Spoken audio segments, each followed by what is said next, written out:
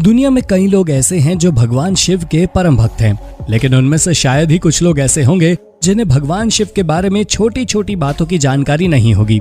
लेकिन क्या आपने कभी ये जानने की कोशिश की है कि आखिर भोलेनाथ के गले में आभूषण के रूप में नाग क्यों हैं? अगर नहीं तो आज हम आपको ये बताएंगे कि आखिर शिव शंभू के गले में नाग क्यों विराजित है और इसके पीछे की वजह क्या है। तो चलिए देर न करते हुए शुरू करते हैं इस वीडियो को। भारत में नाग कुल और नागों के रहस्यों को सुलझाना बेहद ही कठिन है। क्या पहले सर्प मानव होते थे या कि सर्प जातियों के नाम के आधार पर ही मानव की जातियों का निर्माण हुआ? कुछ भी हो, लेकिन ये तो तय है कि सभी नाग प्रजातियां भगवान शिव की भक्त थीं। उनका धर्म भी शैव धर्म ही था। पुराणों के अनुसार भोलेनाथ जो कुछ भी अपने शरीर पर धारण करते हैं उसके पीछे कोई न कोई रहस्य छिपा है। शिव त्रिशूल, जटा, नाग, चंद्रमा, मुंडमाला आदि धारण करते हैं और उन्हीं में से एक है भगवान शिव शंकर के गले का आभूषण जो कि एक नाग देवता है।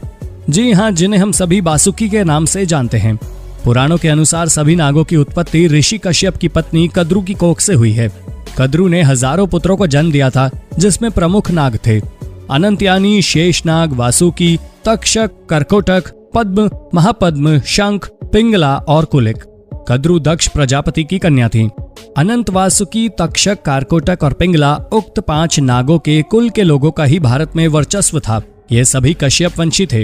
इन्हीं से नाग वंश चला, जिसमें शेष नाग को नागों का प्रथम राजा माना जाता है। शेष नाग को ही अनंत नाम से भी जाना जाता है। इसी तरह आगे चलकर शेष के बाद वासुकी हुए, फिर तक्षक और पिंगला। वासुकी ने भगवान शिव की सेवा में नियुक्त होना स्वीकार किया। वासुकी का कैलाश पर्वत के पास ही राज्य था और मान्यता है कि तक्षक ने ही तक्षशिला बसाकर अपने नाम से तक्षक कुल चलाया था। उक्त तीनों की गाथाएं पुराणों में पाई जाती है। शेष नाग को भगवान विष्णु की सेवा का अवसर मिला। वासुकी भगवान शिव के परम भक्त थे। माना जाता है कि नाग जाति के लोगों ने ही सर्वप्रथम शिवलिंग की पूजा का प्रचलन शुरू किया था। वासुकी की भक्ति से प्रसन्न होकर ही भगवान शिव ने उन्हें अपने गणों में शामिल कर लिया था। वासुकी को नागलोक का राजा माना गया है। समुद्र मंथन के दौरान वासुकी नाग को ही रस्सी के रूप में मेरु पर्वत के चारों ओर लपेटकर मंथन किया गया था, जिसके चलते उनका संपूर्ण शरीर लहूलुहान हो गया था।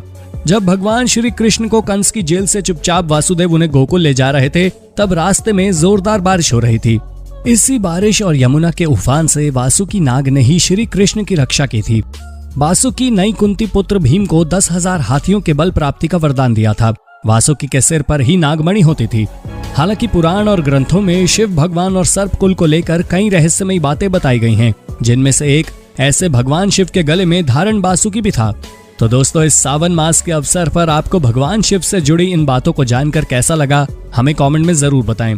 साथ ही ऐसी तमाम खबरों के लिए हमारे चैनल को सब्सक्राइब भी कर लें। धन्यवाद।